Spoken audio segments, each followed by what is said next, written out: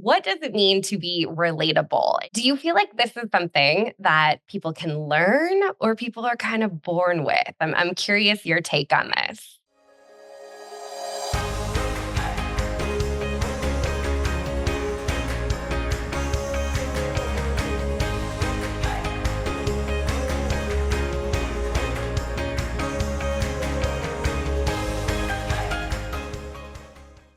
Hey, everyone.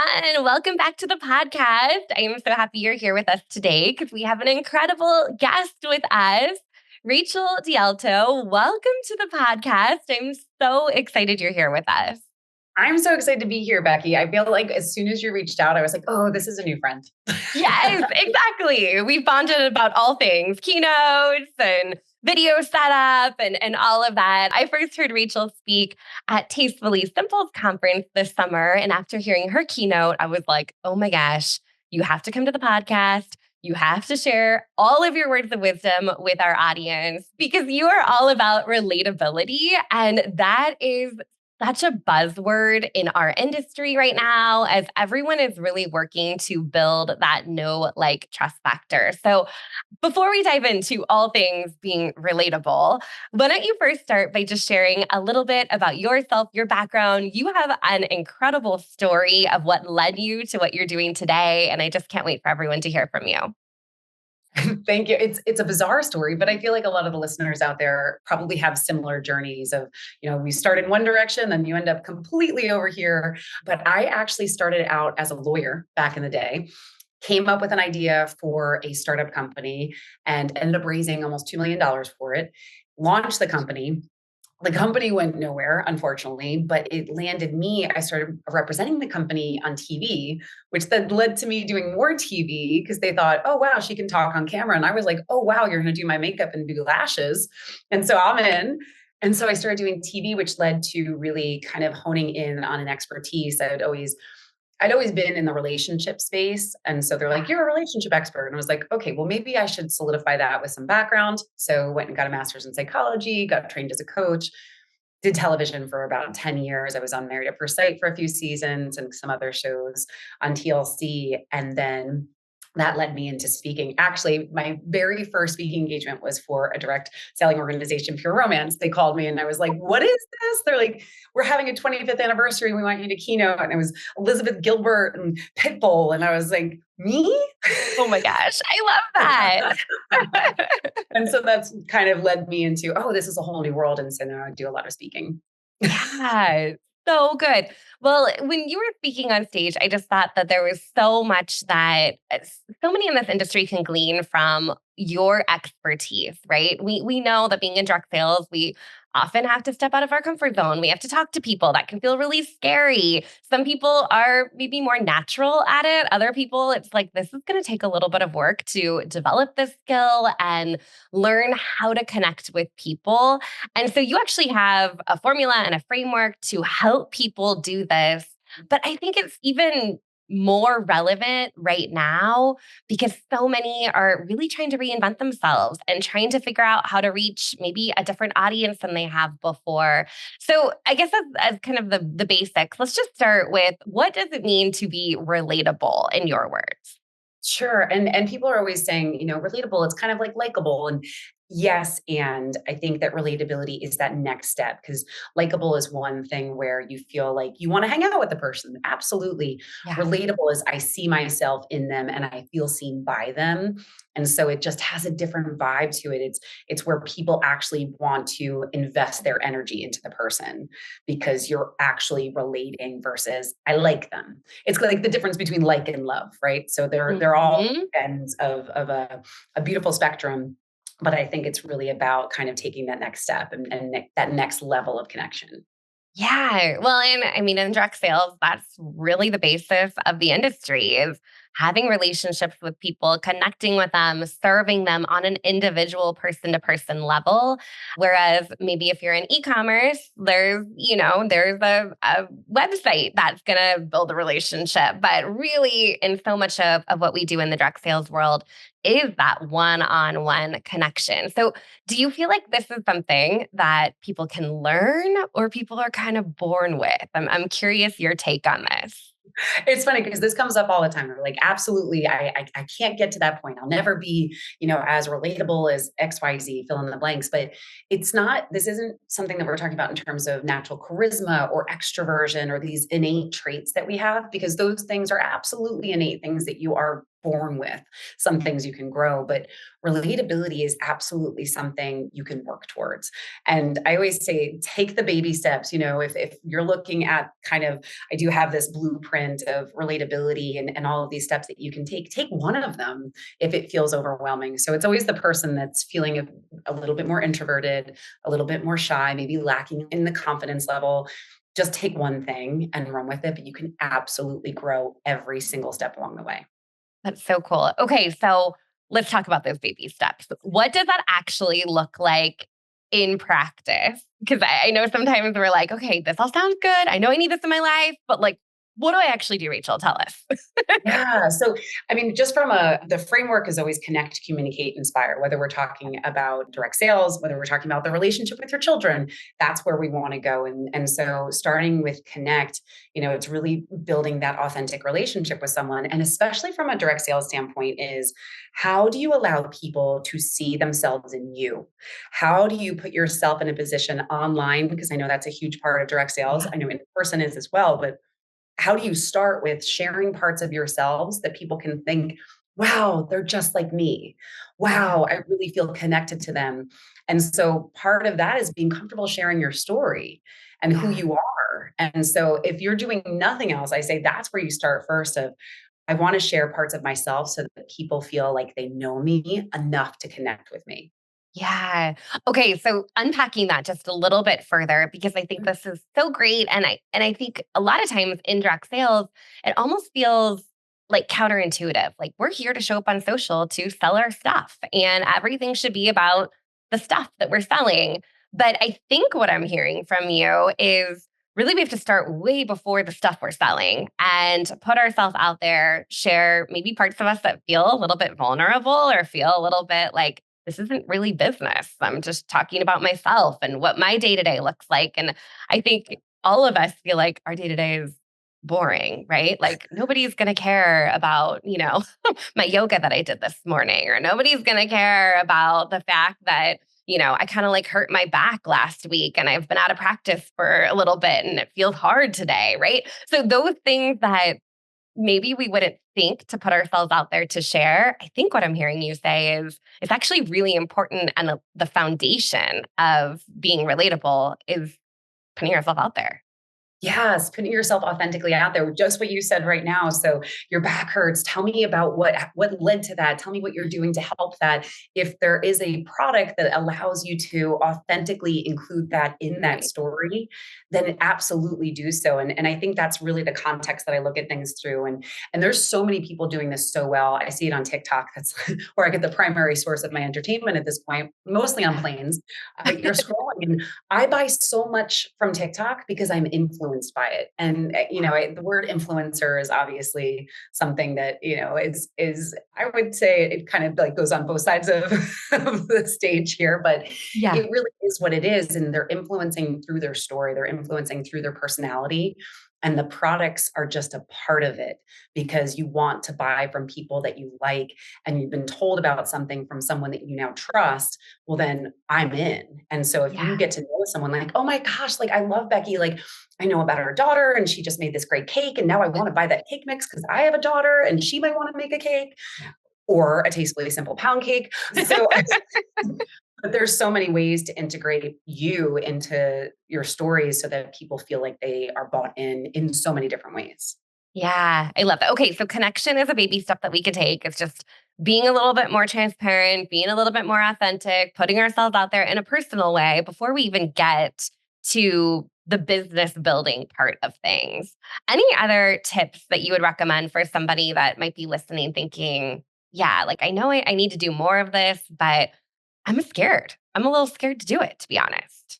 I completely understand that. And that kind of goes into the neuroscience of it because anytime that we feel fear, it's your body and your mind trying to protect yourself from feeling a bad feeling. And so the only way around that is to do it and to prove your brain wrong. And what we see from a psychological standpoint is that once you do that, all of a sudden you're like, oh my gosh, I just proved to myself that I can do it. And then it gets easier the next time. And then you get better at it. And I'm sure you see this all the time with people. They start showing up on video the first time. They're like, deer in headlights. Like, what do I say now? Well, you did Yeah. it. You Yeah. did it. And then the next time you're like, oh my gosh, I put a couple sentences together. And the next time they're going on lives.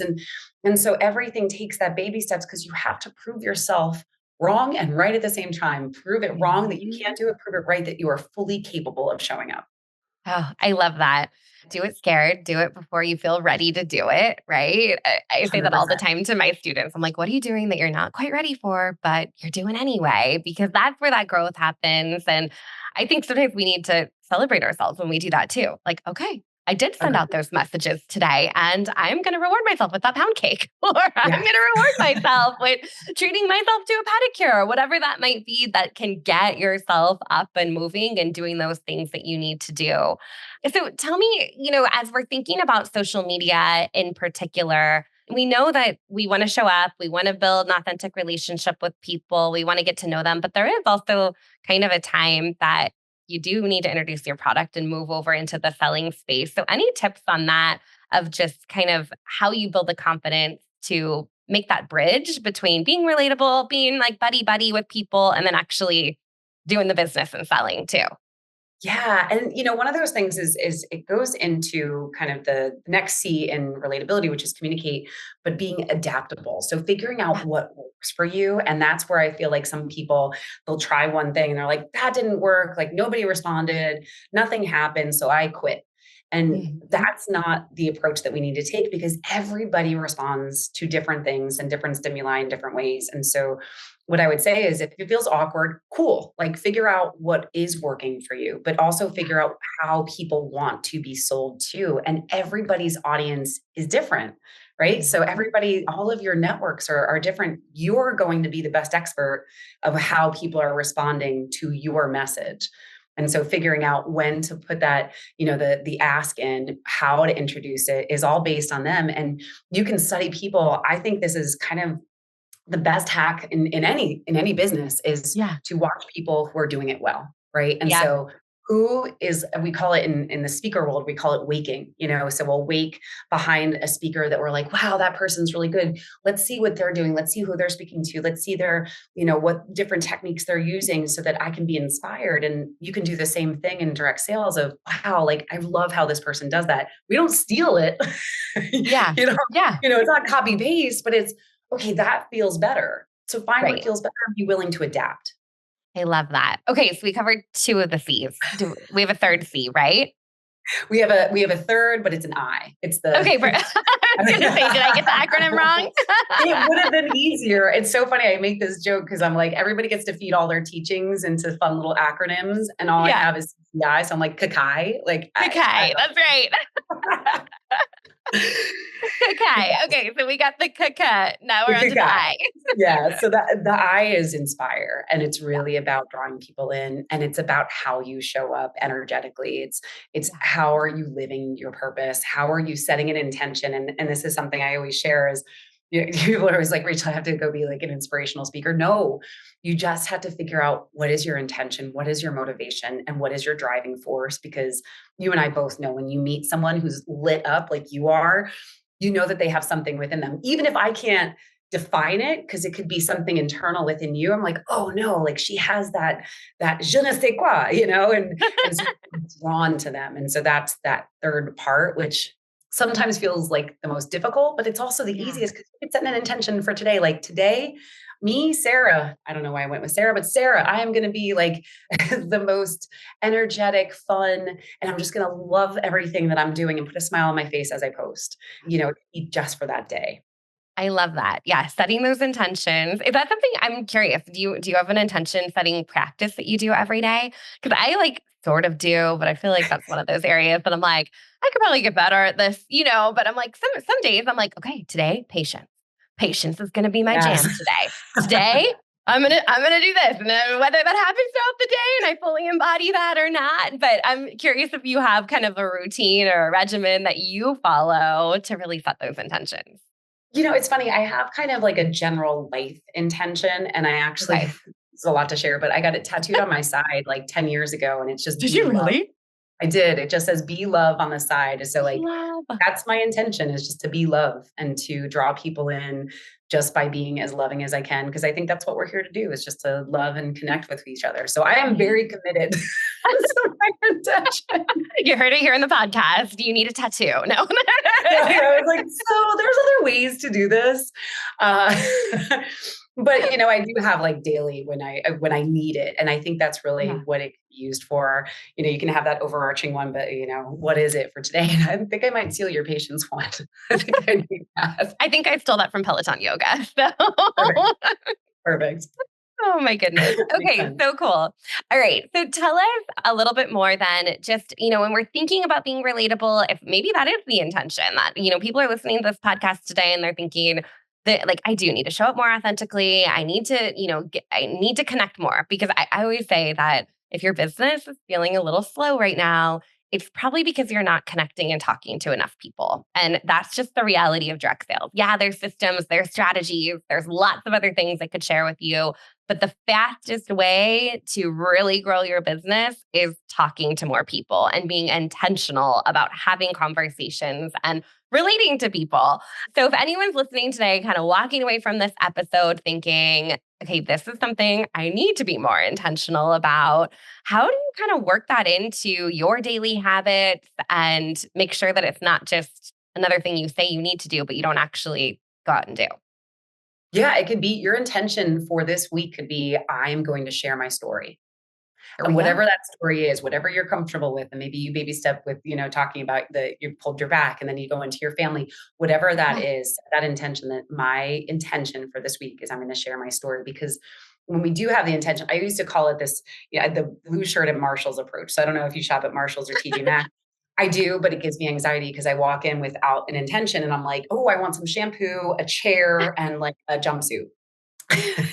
And so, but when I go in there looking for something, if I'm looking for a blue shirt, all of a sudden, all you see is the blue shirts. It stands out to you.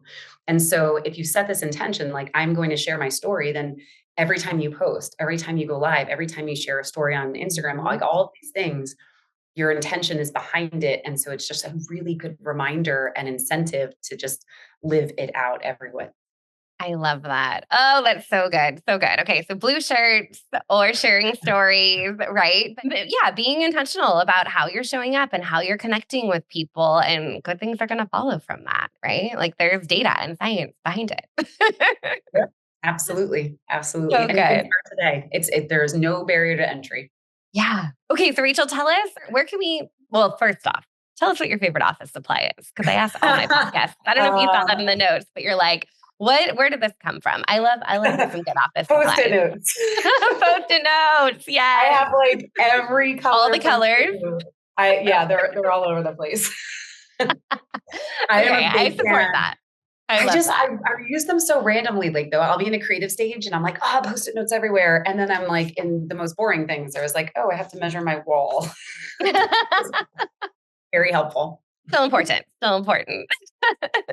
Okay, tell us where we can find you. Where can we connect with you? Where can we get your book? Where can we learn more about your speaking? All of those things. I am Rachel DeAlto everywhere. So racheldealto.com is my website, and on all social channels, it's all Rachel DeAlto. And books are available everywhere books are sold, but everybody goes to Amazon. No one waits more. Amazing. Well, I look forward to continuing to follow your journey. And I know many of our listeners are going to get plugged into all the good things that you are sharing on social and grab a copy of your book. So thank you again so much for taking the time today and sharing what it means to be relatable to our audience. I think that everyone listening needs just a little bit more about it in their life. I know I do. So I'm going to go tell everyone about how I hurt my back last week. Perfect. Thank you so much, Rachel. Thank you. Thanks. Bye. We are proud to welcome CinchShare as the newest sponsor of the Modern Direct Seller podcast. CinchShare is the #1 most trusted social media platform for network marketers, direct sellers, affiliates, independent consultants, virtual assistants, small businesses, and creators in any industry. Start your 30-day trial today with coupon code GAMECHANGER and spend less time posting and more time socializing.